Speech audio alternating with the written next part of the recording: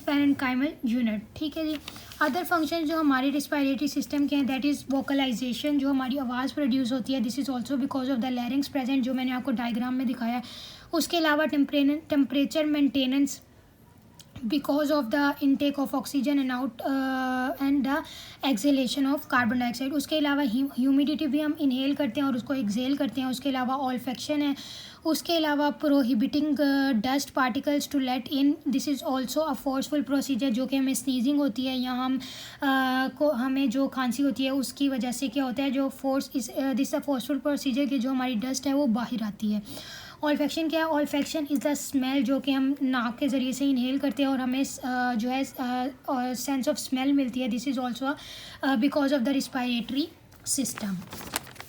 Okay जी, next जो हमारे पास सिस्टम है that is excretory system. Excretory system is very simple and very interesting for me, hopefully कि आपके लिए भी इंटरेस्टिंग होगा। सो देखते हैं कि this is the process through which most of the body mass waste is excreted through the production of urine and is called as excretory system. जो body wasted mass है वो जो है एक्सक्रीट आउट होता है through this process with the help of urine, ठीक है जी। Skin and lungs are also involve in the excretory system. Other than जो किडनीज़ हैं, इसके अलावा जो लंग्स हैं वो भी एक्सक्रीशन करते हैं गैसेस की, वेस्ट गैसेस की, और जो स्किन है वो भी एक्सक्रीशन करती है वेस्ट मटेरियल की थ्रू स्वेटिंग, ठीक है, स्वेट ग्लैंड्स या थ्रू सीबम, ठीक है जी। उसके बाद यूरिन देख लेते हैं कि what is urine. A watery liquid of एम्बल colour contains uric acid, urea and water. इसमें अमाउंट हमने कुछ डिफाइन की गई है। Uric acid is only of 2% of total urine, water is 96% and the other material is 2%। अब इसमें diagrammatic representation देखेंगे और ऑर्गन्स भी हमें इसमें ही क्लियर हो जाएंगे।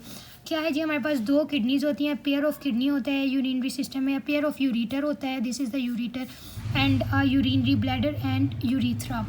हम जो है एक एक को जो है स्पेसिफिकली डिस्क्राइब करेंगे कि what kidney is, what ureter are and what urinary bladder is and what urethra is. So पहले हम देखते हैं किडनी की फॉर्मेशन देख लेते हैं। This is the kidney, the outer part is the outer layer is called renal cortex, the inner layer is called renal medulla, these are renal pyramids and this is renal vein and this is renal artery.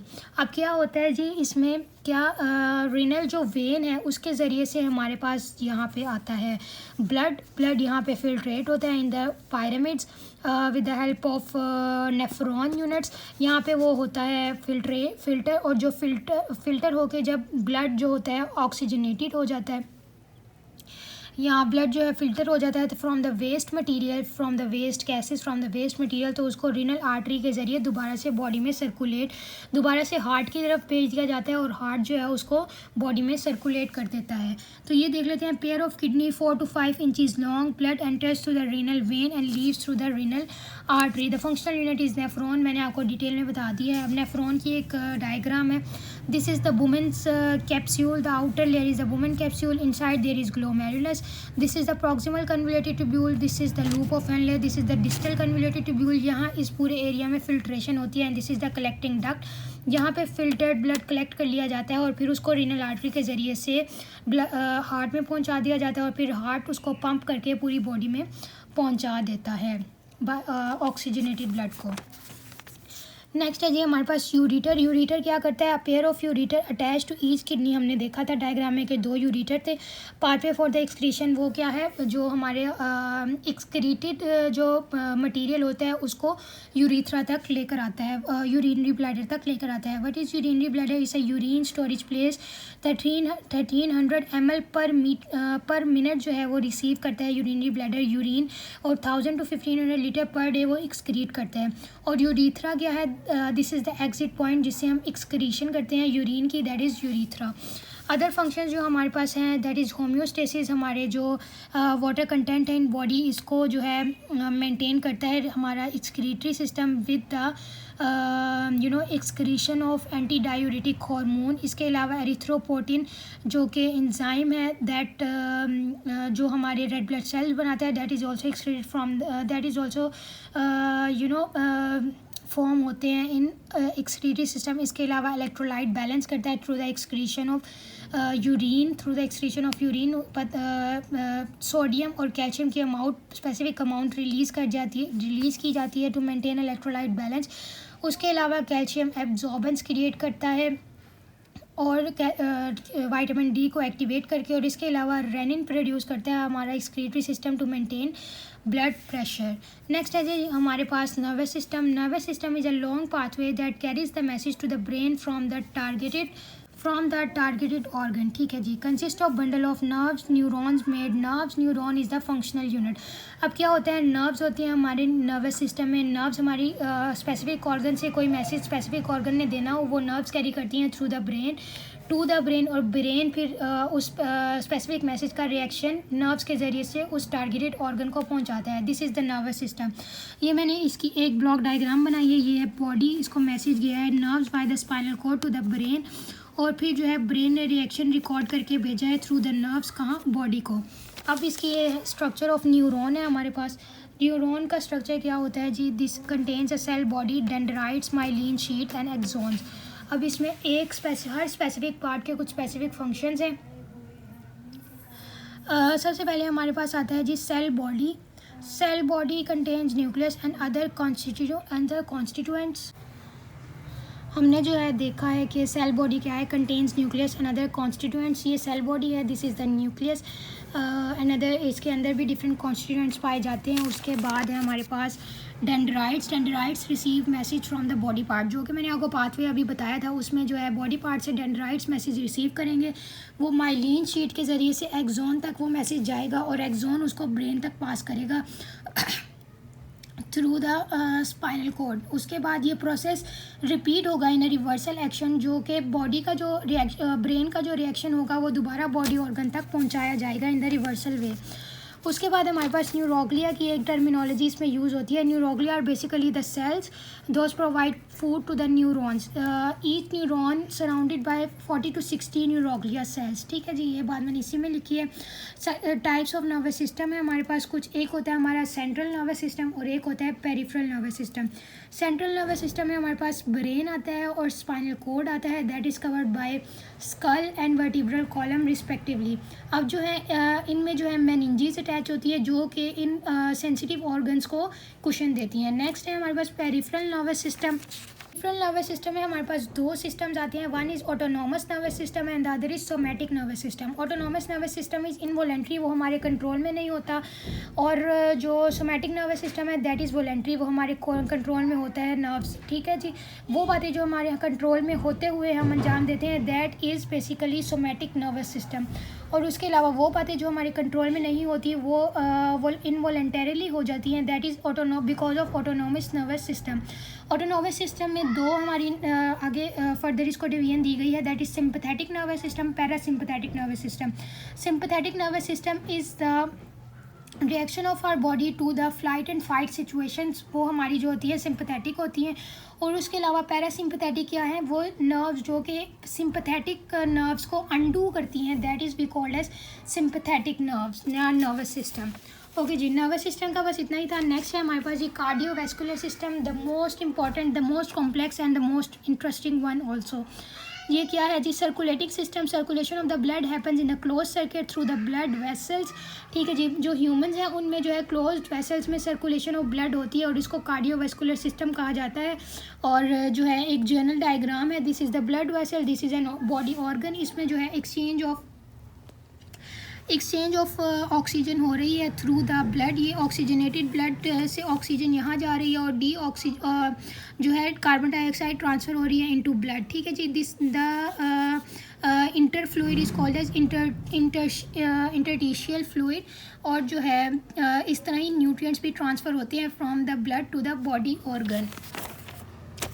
Okay जी, circulatory जो system है हमारा that consist of blood vessels, blood and heart. Blood vessels के आगे different categories हैं, उनको हम देख लेते हैं। आर्टरीज हैं that carries blood to the body, veins हैं that carry blood to the heart and away from the body, capillaries हैं that carries blood to the organs and the tissues. ठीक है जी, what is blood? A blood is a fluid consist of plasma, protein and blood cells. Blood cells हमारे पास तीन तरह के होते हैं, white blood cells, red blood cells and platelets. ठीक है, और हर किसी का डिफरेंट फंक्शन होता है इन द बॉडी। फंक्शंस देख लेते हैं। It provides immunity with the presence of white blood sales, temperature maintenance होती है कॉन्ट्रैक्शन और रिलैक्सेशन ऑफ ब्लड वेसल्स की वजह से। उसके अलावा वेस्ट प्रोडक्ट जो होता है वो एक्सक्रीट आउट होता है। वो हमने देखा है किस तरह से किडनीज़ में ब्लड आता है, वो फिल्ट्रेट होता है और फिर जो है वेस्ट मटेरियल एक्सक्रीट करने में भी ब्लड का रोल है। इसके अलावा ऑक्सीजन ट्रांसपोर्टेशन होती है, वो हमने देखा है लंग्स के ज़रिए से ऑक्सीजन ट्रांसपोर्टेशन होती है और जो है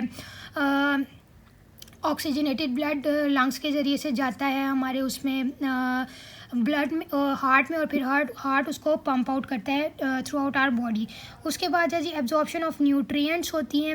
एब्जॉर्प्शन ऑफ न्यूट्रिएंट्स भी हमने देख लिया डाइजेशन में कि किस तरह से स्मॉल इंटेस्टाइन के ज़रिए से एब्जॉर्प्शन ऑफ न्यूट्रिएंट्स होता है और वो फिर ट्रांसफ़र किया जाता है इनटू ब्लड वेसल्स ताकि वो पूरी बॉडी में थ्रू आउट जो है पास आउट हो जाए। उसके बाद ब्लड क्लॉटिंग है थ्रू थ्रोम्बोसाइट्स, जो हमारे पास प्लेटलेट्स हैं उसके ज़रिए से ब्लड क्लॉटिंग होती है और ये कुछ इंपॉर्टेंट फंक्शन है। जहाँ पे भी थ्रू आउट द बॉडी हमें कोई चीज़ पहुंचानी होगी तो वहाँ पे ब्लड का रोल होगा। जैसे कि हमने देखा कि न्यूट्रिएंट्स में, इसके अलावा वेस्ट प्रोडक्ट्स एक्सक्रीट करने में, इसके अलावा ऑक्सीजन जो है वो पास आउट करने में। इस तरह जहाँ जहाँ पे थ्रू आउट द बॉडी कोई काम इन्वॉल्व होगा, कोई ट्रांसपोर्टेशन इन्वॉल्व होगी तो वहाँ पे ब्लड ही एज आर ट्रांसपोर्ट मीडियम काम करेगा। नेक्स्ट हम देख लेते हैं जी heart. The heart is a pumping organ which pumps the oxygen blood towards the body and deoxygenated blood towards the lungs. ठीक है जी, this is the diagram of heart और इससे ही हम आज हार्ट की पंपिंग सीख लेंगे।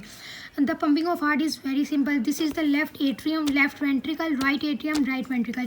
These are pulmonary veins. मैंने आपको बताया कि वेन्स जो हैं वो कैरी करती हैं ब्लड को टूवर्ड्स द हार्ट एंड और अवे फ्रॉम द बॉडी। ठीक है जी, ये पुलमनरी वेन्स के पास ऑक्सीजनेटेड ब्लड होता है, ये लंग्स से जो है ब्लड लेके आई होती है और लंग्स में क्या होता है, जो कि ऑक्सीजनेटेड ब्लड होता है उसको वो लंग से कैरी करती हैं। ये लेफ्ट एट्रियम में आता है, यहाँ पे बाइकस्पिड वॉल्व से एंटर होता है लेफ्ट वेंट्रिकल में और यहाँ पे सेमी ल्यूनर वॉल्व से एंटर होता है इनटू एओर्टा। एओर्टा में क्या होता है, ये तीन जो है इनकी ओपनिंग्स हैं। एओर्टा इनको पंप करता है और इसको throughout the body oxygenated blood को पहुँचा देता है।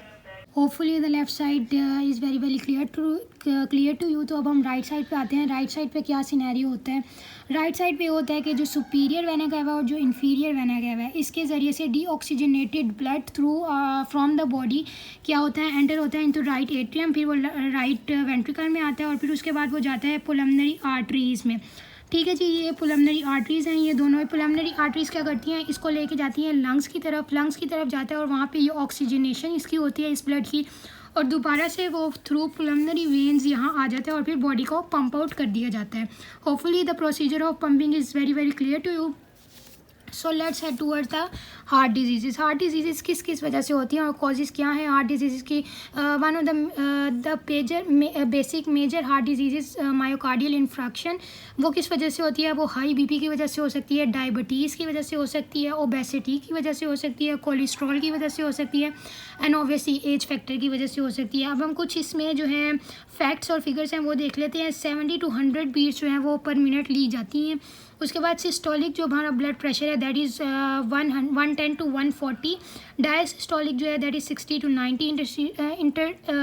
इंटरशियल फ्लूइड जो हमारे पास होता है that is in the body that is almost 11 litres. उसके अलावा ब्लड जो फीमेल में पाया जाता है दैट इज़ 4.5 लीटर्स और जो मेल्स में पाया जाता है that is 5.5 litres. So that is it from the human physiology. Hopefully आपको सिस्टम जो है इलेबोरेटली समझ आ गए होंगे और आपको इनकी कंसेप्चुअल बिल्डिंग बहुत स्ट्रॉन्ग हो गई होगी। अगर आपको कोई और किसी और पॉइंट पे आपको जो है मुश्किल हो रही हो या उसका कंसेप्ट समझने में आपको मुश्किल हो रही हो, प्लीज़ लेट मी नो। उस पर हम डिटेल्ड वीडियो एक अलग से बना लेंगे, a technical video you can set. So please let me know in the comment section. Your recommendations will always be appreciated. जज़ाकुमुल्लाहु खैर फ़ी अमानिल्लाह। अस्सलामु अलैकुम।